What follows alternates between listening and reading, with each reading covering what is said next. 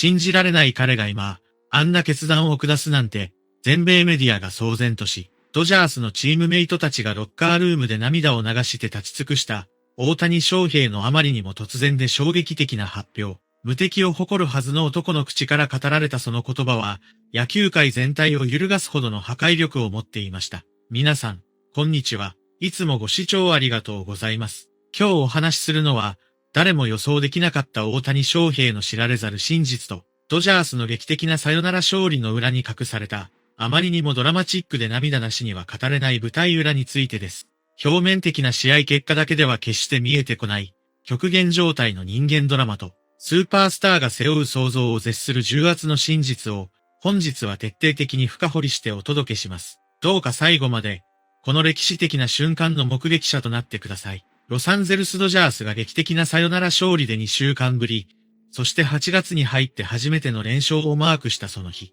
スタジアムは表面上、割れんばかりの歓喜に包まれていました。マックス・マンシー内野手が放った価値ある一打が死闘に終止符を打ち、大谷翔平投手がタイブレークの二塁走者としてサヨナラのホームを踏むという、まさに映画のワンシーンのような結末。しかし、その輝かしい勝利の裏側には、胸を締め付けられるような残酷な現実と、チーム全体を覆う重苦しい影が存在していたのです。この日の大谷選手は5打数無安打。前々からの試合を含め、彼らしくない精彩を欠く打席が続いており、この試合でも快音を響かせることは一度もありませんでした。第4打席も凡退に終わり、4打席のうち3打席で初球を打ってアウトになるという、彼特有の完璧なアプローチからはほど遠い姿。2試合ぶりのノーヒットゲームという結果以上に、そのスイングの軌道や足の踏み込みから伝わってくる異変は、世界中のファン、そして何よりチームメイトたちの心に深い不安と焦燥感を植え付けていました。大谷翔平は最近、明らかに不調の波に飲み込まれており、ファンの間でも何かがおかしい限界が来ているのではないかという不安の声が日に日に大きくなっていたのです。その不安が確信に変わったのは、試合後のデーブ・ロバーツ監督の沈痛な面持ちでの記者会見でした。監督の口から語られたのは、ファンが最も恐れていた事態。大谷選手が現在、膝と腕の複合的な痛みを抱えながらプレーを強行しているという、あまりにも生々しい負傷の事実でした。監督は言葉を選びながらも、翔平は現在、膝と腕の深刻な状態により、到底ベストなパフォーマンスを発揮できる状態ではない。彼が抱えている痛みは、通常の選手であればグラウンドに立つことすら困難なレベルだと説明しました。これこそが、彼が最近の試合で見せていた打撃不振の根本的な原因だったのです。野球というスポーツ、特に大谷選手のような異次元のパワーとスピードを誇る選手にとって、膝はスイングの根幹を支える土台であり、腕は彼自身の生命線そのものです。専門家の分析によれば、踏み込み足の膝に不安がある場合、下半身から生み出される莫大なエネルギーを上半身にうまく伝達できず、結果としてバットの軌道が狂い、初球から強引に打ちに行かざるを得ないような打撃フォームの崩れを引き起こすと言われています。さらに腕の怪我が重なることで、スイングスピードの低下や、コンタクト瞬間の押し込みが効かなくなるという致命的な連鎖反応が生じているのです。この状況下で5打席に立ち続けたこと自体が、彼の常軌を逸した精神力と責任感の表れであったと同時に、自らの体を削ってでもチームに貢献しようとする悲壮な覚悟の証明でもありました。そして、この真実が明らかになった直後、ロッカールームで信じられない光景が繰り広げられます。満身創痍の大谷選手がチームメイト全員を前にして、突如として口を開いたのです。普段は感情を大きく表に出さず、背中でチームを引っ張るタイプの彼が、静かに、しかし震える声で語り始めたその内容は、チーム全体を言葉を失うほどの衝撃で包み込みました。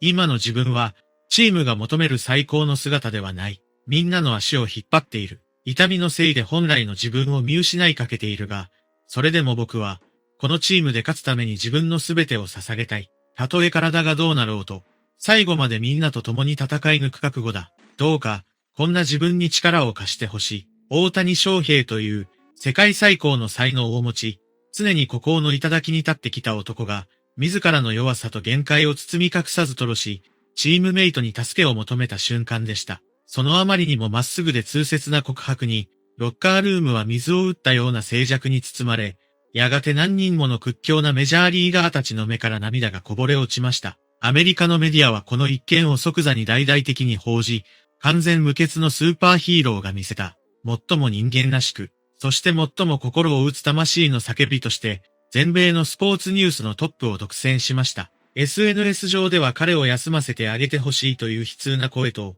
大谷の精神力は人間の次元を超えているという簡単の声が交錯し、社会現象と呼べるほどの巨大な波紋を呼んだのです。しかし、この大谷選手の悲壮な告白と状態の悪化は、逆説的にドジャースというチームに強烈な結束力をもたらしました。大谷が打てないなら、俺たちが打つ。彼を一人で背負わせるわけにはいかない。その強い思いが、グラウンド上の選手たちに乗り移ったかのような奇跡の試合展開を見せたのです。その筆頭が、かつての MVP であり、今季は怪我や不調に苦しんでいたムーキー・ベッツ内野手でした。ベッツのバットに快音が響いたのは2回。相手投手若の甘いボールを、まるで過去の鬱憤をすべて晴らすかのような完璧なスイングで捉えると、打球は美しい放物線を描いて左翼ポール際へと飛び込みました。7月20日のフィリーズ戦以来、実に19試合ぶりとなる先制の14号ソロホームラン。久々の完璧な感触に、普段はクールなベッツがベンチで珍しく無邪気な笑みを浮かべた光景は、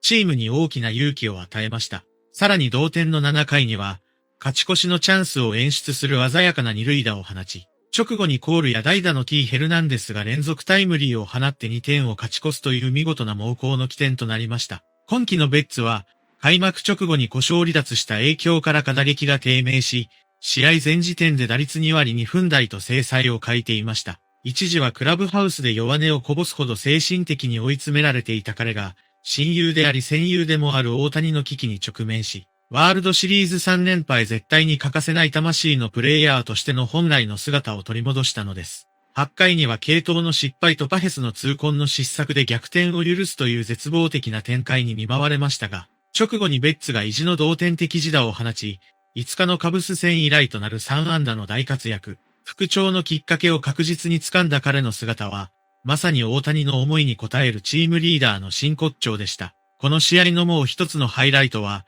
マウンドで魂の投球を見せたスネル投手の存在です。5月に左肘の手術を受け、長く苦しいリハビリ生活を経てメジャーの舞台に戻ってきた彼は、3回まで相手打線をパーフェクトに抑え込む圧巻の立ち上がりを見せました。4回に1点を失ったものの、要所を占めるベテランらしい投球で最小失点に切り抜け、5回には無四三塁という絶体絶命のピンチを背負いながらも、気迫のピッチングで相手に勝ち越しを許しませんでした。この瞬間、本拠地のスタジアムは割れんばかりの大歓声に包まれました。大谷が怪我に苦しんでいる今、同じくメスを入れ、地獄の淵から這い上がってきたスネルの力投は、ドジャースというチーム全体に決して諦めないという強烈なメッセージを発信していたのです。6回を投げて1失点、10奪三振という見事な復活劇。その後、7回はベシアが無失点で魂のバトンをつなぎ、8回にはフィリップスとドライヤーが逆転を許すという波乱の展開がありましたが、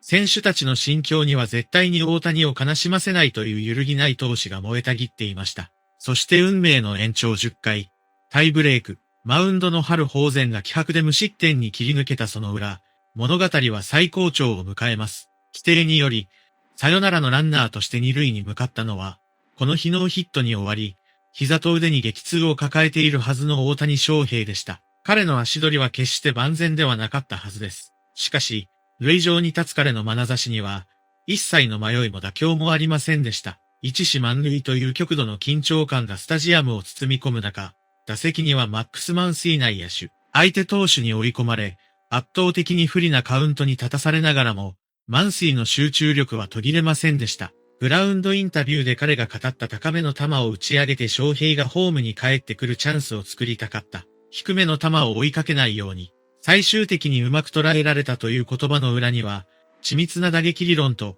何よりも二塁にいる大谷を絶対にホームへ返すという執念が隠されていました。振り抜かれたバットから放たれた打球は、ライトとセンターの間、右中間へと歓喜の弧を描いて落ちていきました。サヨナラタイムリー、打球が落ちた瞬間、二塁からスタートを切った大谷翔平は、痛みを抱えた足で必死にグラウンドを蹴り、決して万全ではないはずの体から最後の力を振り絞って三塁を蹴り、劇的なサヨナラの決勝ホームを踏みしめたのです。歓喜の輪がスタジアムの中心で引け、喜びを爆発させたマンシーを中心に、選手たちがもみくちゃになって喜びを分かち合いました。マンシーが放った言葉、目の前のことに集中して、明日もそれを続けていく。それは単なる優等生的なコメントではなく、満身創痍の大谷を抱えながら、チーム全員で視線をくぐり抜けなければならないこれからの過酷な戦いに向けた、全員の覚悟を代弁する言葉でした。ドジャースは7月末から8月上旬にかけて、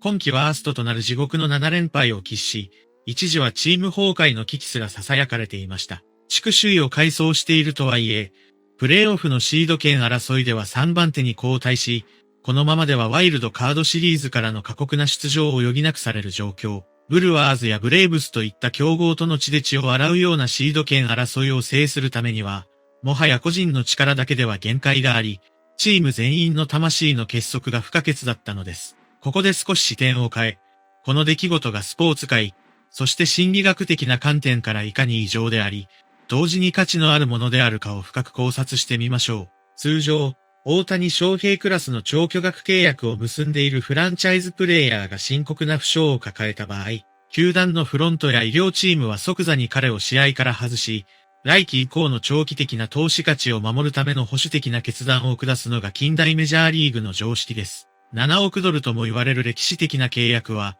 彼個人の体ではなく、球団の巨大なビジネスそのものを担保しているからです。しかし、今回ドジャースの首脳陣が大谷の出場を止められず、そして大谷自身が痛みを抱えながらもグラウンドに立ち続けることを選択し、さらにはロッカールームで涙ながらにチームメイトに助けを求めるという事態は、近代スポーツのビジネスロジックを完全に超越した人間の感情の極致を示しています。スポーツ心理学の分野において、絶対的なエースやリーダーが自らの脆弱性をチームメンバーの前で露呈する行為はバルネラビリティ脆弱性の開示と呼ばれ、これが成功した場合、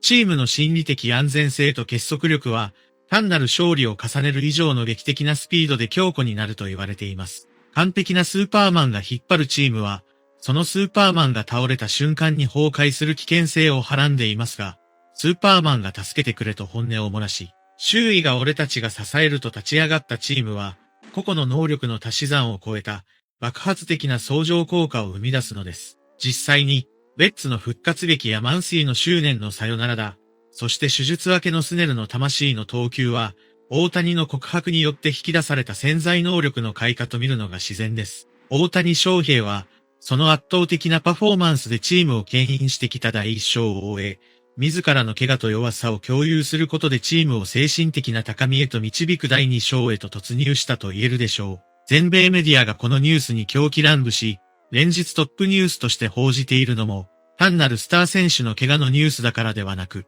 そこにある種の神話的なドラマ、傷ついた英雄と、彼を支えようと立ち上がる仲間たちという、人間の最も根源的な感情を揺さぶる物語が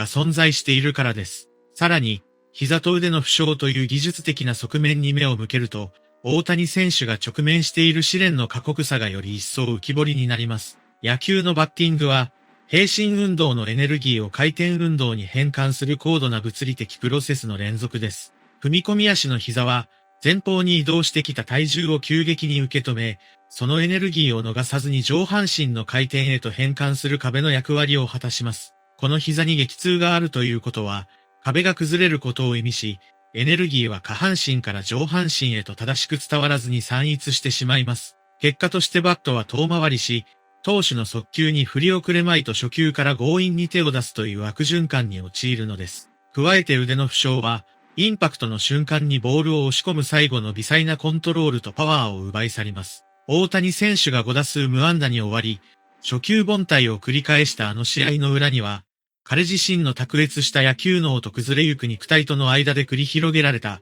絶望的なホロ調整と苦悩の連続があったはずです。彼ほど自分のスイングメカニクスを言語化し、完璧に制御できる選手が頭で理解している動きを体が拒絶するという状態は想像を絶するフラストレーションを伴います。それでも彼は打席に立ち続け、タイブレークの二塁走者として痛む足で本塁へ生還しました。あのサヨナラのホームインは単なる一点ではありません。自らの肉体が限界を超えて悲鳴を上げている中で、チームの勝利への執念だけが彼を走らせた、まさに奇跡のホームインだったのです。ドジャースのこれからの戦いは、決して平坦なものではありません。最悪の7連敗を脱し、劇的な連勝を飾ったとはいえ、ブレーブスやブルワーズとのシード権争いは熾烈を極めています。大谷翔平の負傷の程度によっては、彼が一時的に戦線を離脱する、あるいは打順を下げるなどの苦渋の決断を指揮官が迫られる日も来るかもしれません。しかし、大谷の涙の告白と、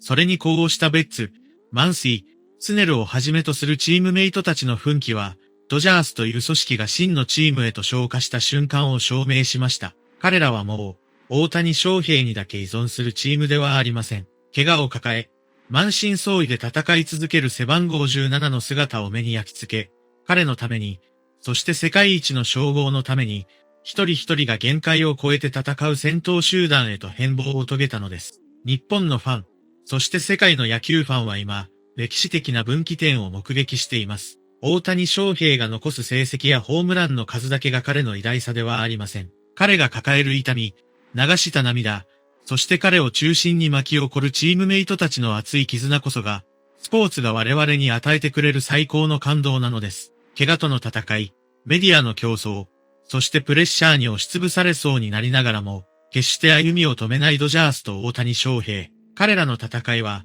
これから秋のプレーオフに向けてさらに激しさを増していくことでしょう。今日お伝えしたこのロッカールームでの真実と、グラウンド上で見せた奇跡のサヨナラ劇を胸に刻み、これからも共に彼らの行く末を見守り、全力で応援し続けていきましょう。彼らが直面している壁が高ければ高いほど、それを乗り越えた先の景色は、我々がこれまでに見たことのないほど美しく、感動的なものになるはずですから。